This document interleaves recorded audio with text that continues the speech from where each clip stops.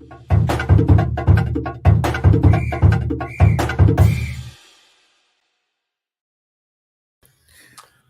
Don. How you doing? Good. How's it going?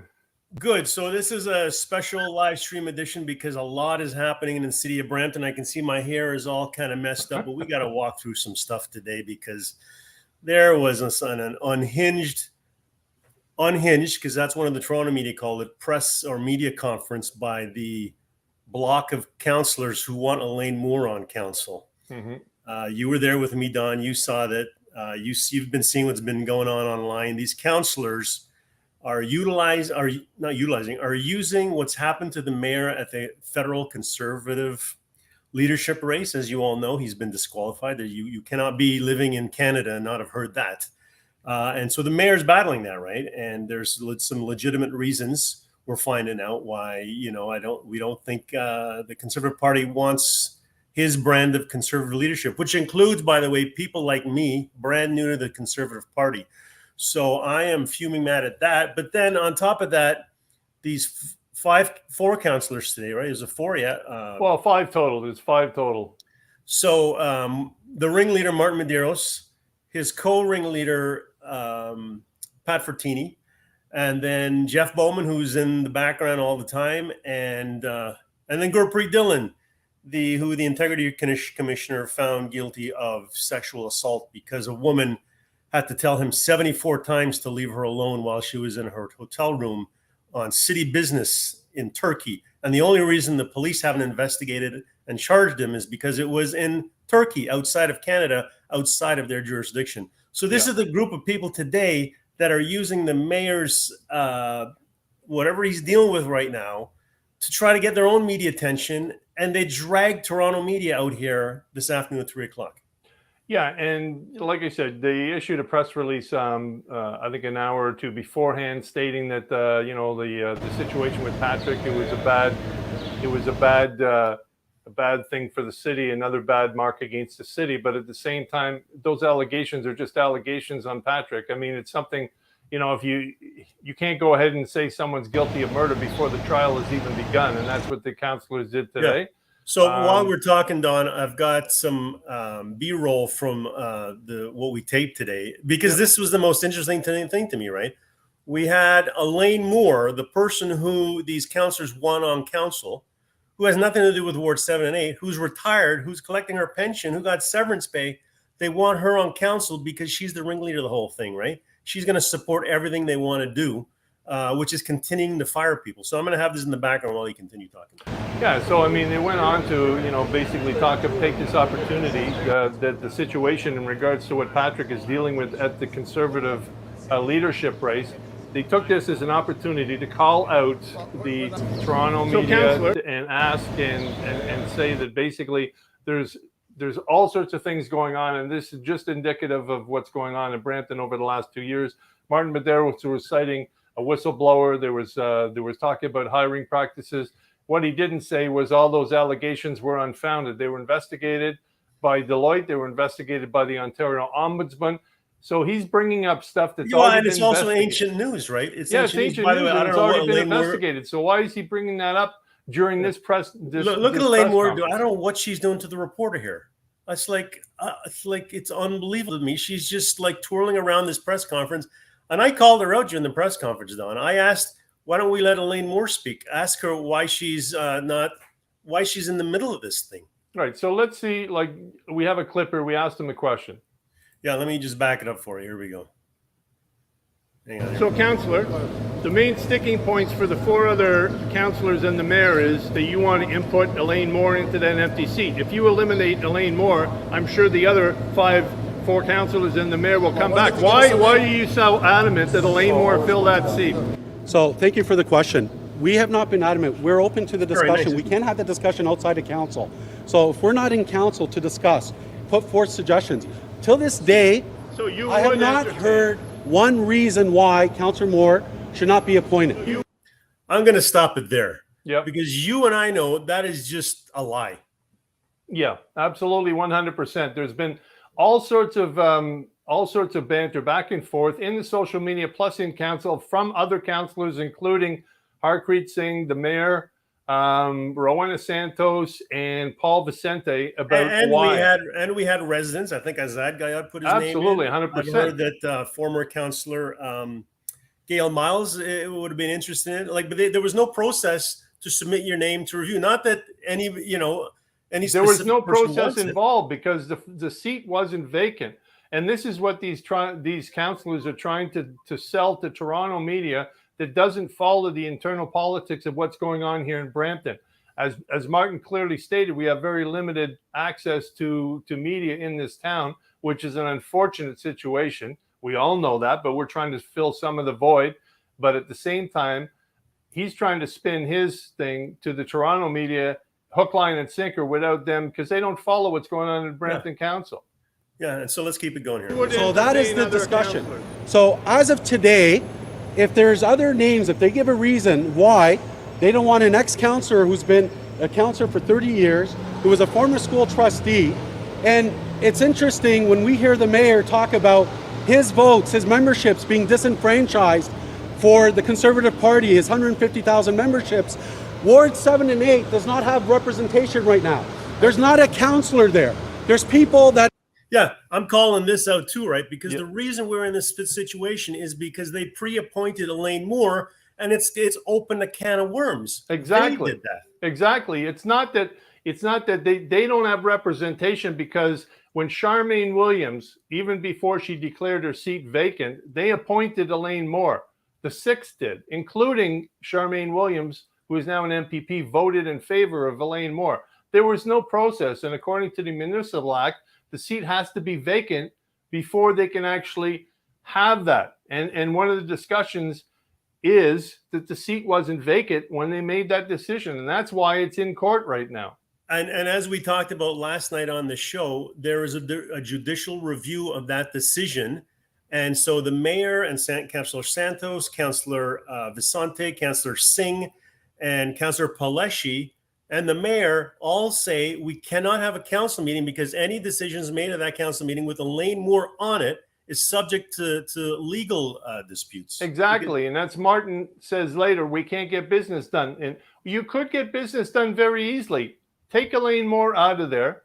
Just say we're withdrawing her name. Go back to council and then talk about who or what you want to do and put in there because the seat is vacant. It's a very simple procedure, but they don't want to do that. Right? Okay. They say, oh, we'd be willing to talk when we go back to council. Well, you know, and I know when they go back to council, the first thing they're going to do is, Elaine Moore, get your seat. 100%. Let's keep it going here. Don't have representation, equal representation as every ward in the city of Brampton. Wards 3 and 4 have 2. Wards 7 and 8 have 1. Wards 9 and 10 have 2. So why doesn't the mayor worry about the disenfranchised and the lack of representation of Ward 7 and 8? And this is the regional council. Councillor Elaine Moore is right there. May she speak? That's me. That's me asking the question there, because Councillor Elaine Moore, we saw at the beginning of the show, is lingering around this, and she's not getting in front of the microphone to say why she is or is not the appropriate person for it, and why she should be appointed before the seat was even vacant. She's right there. These councillors are expecting her to represent residents, and she can't get in front of that microphone. You allow Councillor Moore to speak. Don, we got a question. Well, Councillor Moore has a question. Yeah, it's basically... That's the clip I have. It's a 50-minute long clip. I'm not going to bore viewers here. Toronto media were there. I've seen them. You and I seen them tweet that this was so unhinged, right? Yeah, and basically it was a gong show. It was an opportunity for the councillors to promote their agenda just because of what's happening with Patrick right now. And they're blaming Patrick on saying, oh, well, city business can't be done. City business could be done if the other 5 just decided to say, okay, this is not working. We're not going to use Elaine. But they're adamant to have Elaine on council. And I'm sorry, but there's so many different things that we could go on about, including, you know, supporters out there saying, oh, you're doing a great job, when we know we've followed the whole thing. And as you say, it's in court. Why not wait for the court decision? Right? Yeah. You know, and the other thing is they were criticizing the mayor for he should have stepped down or taken a leave of absence. What about Charmaine Williams? Yeah, they didn't ask about Charmaine Williams, who's the you know, one of the reasons why this happened, because she voted in something in selecting her her replacement. This is a democracy. You don't do that. Yeah, and that's the whole point, that Patrick, and then you mentioned as well, any decision, if the judge says that Elaine Moore cannot be on council, if they went ahead and passed decisions and motions that went through, and then the judge came back and said, no, this is breaking the municipal act, you can't do this, they'd have to just go back and redo those decisions that Elaine Moore voted on. And that's what the mayor said to them. He said, it's against the municipal act if we do this, but these 5 just don't listen. They want to do their own agenda. And I'm sorry, everybody knows that. It's a personal agenda. And to do this today, when Patrick Brown is basically, the mayor at the time, and you're showing disrespect by taking advantage of this and putting your own agenda forward. To me, it was a disgusting display by 4 councillors, because only 4 were there, but 5 basically signed the letter.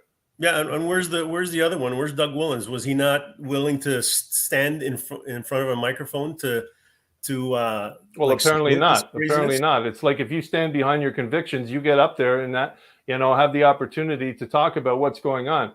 And I'm sorry, there's so many different things that, was processed here, that they called out the entire, City TV Global. Everyone was there, and they were talking about. Yeah, you saw the microphones. This was it forward there, right? Look at all those microphones, right? Plus there were print reporters and things there. Yeah, and they say that Patrick Brown is bringing negative perceptions to the city. That was a gong show. Yeah, well, the negative perceptions, basically, for some of these councillors, including Gurpreet Dillon, that's a negative, a huge negative right there. And it's like, there was no discussion about that as well. So, it's okay to call a press conference. If you want to call a press conference, stick to what you're supposed to be doing. By them bringing up Patrick Brown and saying, because of this, it's bringing a bad rep on our city. Meanwhile, next to you have a councillor that was, censored for 90 days under the maximum of the licensed integrity commissioner for sexual harassment, is beyond the pale. Yeah, I think we covered everything, Don. That was so exhausting. We don't get this in Brampton, right? They have to call Toronto thinking, if Toronto media comes here, they won't get the tough questions, because Toronto media doesn't really follow what's going on in Brampton. Well, they don't, because they don't follow, and they don't know what's going on behind the scenes. And we didn't find out about this through these councillors, right? We didn't. Told us it was happening, and we rushed over there. Yeah. Right. They don't want local coverage that we provide on video. Right. We're inviting them. Councillor Fertini was arguing with me after the news conference. And I said, come on our show and talk about it. Right. Because we're going to grill them, and they don't know how to deal with the tough questions. Yeah, but we know what's going on behind the scenes. The Toronto media doesn't. They don't know what's going on with Gurpreet Dillon. They don't know that these councillors basically circumvented the Municipal Act and put in someone that basically a lot of people in Brampton don't want as a councillor again, right? And, we know we have a cabal up there. We know who the cabal is and what the end game is. But, if Martin is deciding he's deciding to become mayor of Brampton, good luck with that. Oh, I am so, I don't know what the word I want to use is. And, I'm sure I'll get comments afterwards about why am I so angry? Do I sound angry? Well, you sound angry, but the thing is, you got to take it from with a grain of salt and understand, we're angry because, number one, you don't call it, you call a news conference, but, local media is important. Some people may not agree with what we're doing. That's fine. I don't care. We do what we do. We talk about the issues, and, we talk about what's going on in the city. If people don't want to tune in, fine. Not everybody likes the Globe and Mail, the Sun, or the Star, right? Who cares, right? Yeah. By the way, so we didn't find out about this thing through formal channels, right? No, we've got people telling us what's happening all over the place. That's part of what being connected in the city is. You kind of have to know what's going on without getting a formal invitation. How did Elaine Moore know this thing was happening? Well, right? we all know that because the city councillors that want her in there told her, right? And the thing is, for like I said before, Toronto media, they don't know the whole backstory. So, you're asking questions, that they don't know the story or the history to. So it's a little bit, a little bit weird involved in that. But, you can bring your supporters out all the way and say, yeah, you're doing a great job, and blah, blah, blah. But, the hard-hitting questions. That's what we're supposed to ask those. If you don't ask the questions, you don't get answers. And we're not here to babysit, and we're not here to pet you and say, oh, what a great job you're doing, right? Those are your local supporters. That's not our role right now. We're media. Basically, we want to ask questions and we want to get to the bottom of things. So Elaine Moore is there? I don't know. I keep looking at this video because while I was shooting, I'm thinking, what is she doing? I think she got a dog there. That's why. No, there was no dog there. Yeah. There's no dog there. Did she have a dog? Is that what she's doing? Yeah. No. I think she's either trying to listen to what the CB24 reporter is asking. She's looking at the shoe. Let's back that up, Don. Because I cannot for the light. Look, there's no dog there. There's no dog. Do you see a dog? There's no dog. Maybe it's a pretend dog. I don't know. But this is the person that they want to be on council. She's lingering around. She won't get up behind with the councillors who are having their press conference because that would have been interesting, right?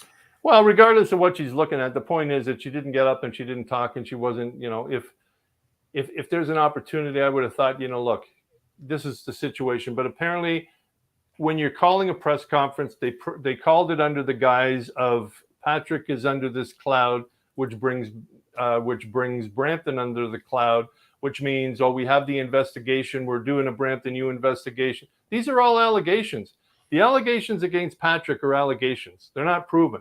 To call a press conference and say it throws bad light on the city, really? They're allegations. It's like if you were charged with murder.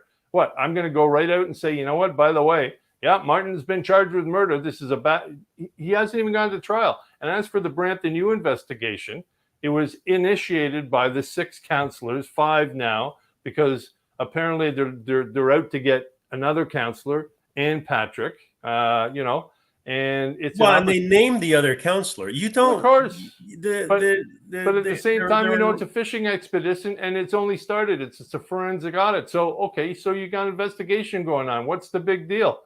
It's like there's no end result here. And the Toronto media call that stuff out. They were saying we have this all the time in Toronto. What is the big deal? Right. And exactly. And the prior investigations about the whistleblower and the hiring practices, that all went to investigation and it was all cleared.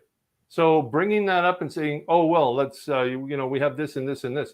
Why don't you bring up an investigation from the IC on Gurpreet Dillon? Why don't you bring up the investigation basically, for different things that fell under, their watch, right? The $1.5 million they gave to the Brampton Beast. Why don't you call that out? There's all sorts of situations, right? To use this today, in my mind, and they don't even know how to use it, right? Because they don't know how to deal with media. They call a press conference, they start late, they come out, they don't have a prepared statement, they hum and haw, we're getting a lot of questions from people. So instead of answering one-on-one, we thought we'd invite you all here and answer your questions. And then when we start asking our questions, it's like, they're not even looking at us, right? Because they know the kind of questions we're going to ask now. Yeah, because they know. But anyway, so that was the situation today down at City Hall. It didn't play out well. It didn't look good for the councillors that tried to use it as an opportunity to further their agenda. And as far as I'm concerned, there's a lot of people looking at them saying, this is not looking good on them, right? So going forward, we'll cover it. We're still waiting, as I said before, we're waiting for the court decision to come through in regards to the Municipal Act. When that comes through, we'll be there. We'll be talking to the councillors if they want to talk to us. If they don't, that's fine. I got no problem with that. Yeah, we'll see what that just has to say, and I hope that we have Toronto media invited, and then because if that, like I was talking about last night, if that judicial review says it's okay to pre-appoint somebody, it opens up a can of worms, and but we'll still cover it, right? Because I don't know how the councillors that don't want to. Well, I know that Pat Fortini shouted out that basically, oh, well, Mississauga did this. No, Mississauga waited till the seat was vacant. It has to be vacant, and then they could appoint someone. The seat wasn't vacant. Charmaine Williams actually voted on this to put Elaine Moore in. That's not being vacant. Yeah, and I didn't hear any criticism of Charmaine Williams when she was running, right? Exactly. While being a sitting municipal councillor, and Doug Ford, she's voting with everything he wants while sitting as a municipal councillor. Well, exactly. So, we know politics is a dirty game. There's a left and a right. We know that, councillors play games, but you know what? At the end of the day, you have to face the questions. If you're running for office and you're in office and there's certain things that go on, yeah, you gotta call it. The only thing is these guys don't call press conferences when they want to call press conferences. They only do it when they want to say something. Yeah. Right. Yeah. The show is wide open. We've invited them, right, Don? Anytime. 2 o'clock in the morning, I'll hop on and I'll get them on to talk if they wanted to, right? So let's see how this plays out. And again, it's allegations against Patrick Brown. I heard on Twitter basically that his lawyer team is going to appeal the decision. To me, it's an inside hit job by Pierre Poilievre. There's no doubt about it. Listen, Don, I don't know what an appeal is going to do because the party has tainted Patrick Brown in this. Yeah, I don't know, but I don't know what the end game of the Conservative Party is, because if they're getting Patrick out to put Pierre Poilievre in there, that is the worst mistake ever. There is no way. You might as well give the next 10 or 15 years to the Liberal New Democrat, because there's absolutely no way that Pierre Poilievre is going to be a prime minister. Well, and he's going to have 3 years to prove himself, and he's going to fall into all sorts of traps and say all sorts of nonsense. He's already done that. Yeah. He's going to make videos, and stuff will start coming out about him. And he's already done that. But at the same time, I mean, this is the how many leaders? I mean, you had Aaron O'Toole before him. You had guys, you don't understand that to get the votes, you have to get across the. I don't know who's in charge. Well, it's not votes sitting on right? that It's electoral board. To get the seats, you have to appeal to places like Peel Region. Yeah. I think there are 11 Liberals in Peel Region, right? Exactly. They were in play if Patrick won. Now, yeah, exactly. And take a look at who would vote if the conservative white Pierre Poilievre, the freedom loving, convoy loving, crypto loving. How many people in Peel Region do you think would vote for him on the federal level? In our 5 ridings in Brampton, there's no way. Yeah. But in Brampton, and his supporters in Brampton, if Patrick was the leader in Brampton, Justin would be worried. Yeah, and we would see changes from the Liberal Party Absolutely, immediately. 100%. Anyway, we got to get going fast because we got to meet later. So. All right, Don. Thanks, everybody, for tuning into this special edition. Sorry if I came across angry, but I am. Your anger, you got to tame that anger. That's a nasty thing to. Yeah, I'm all disheveled and stuff. It's like, see you later, Don. All right, talk to you.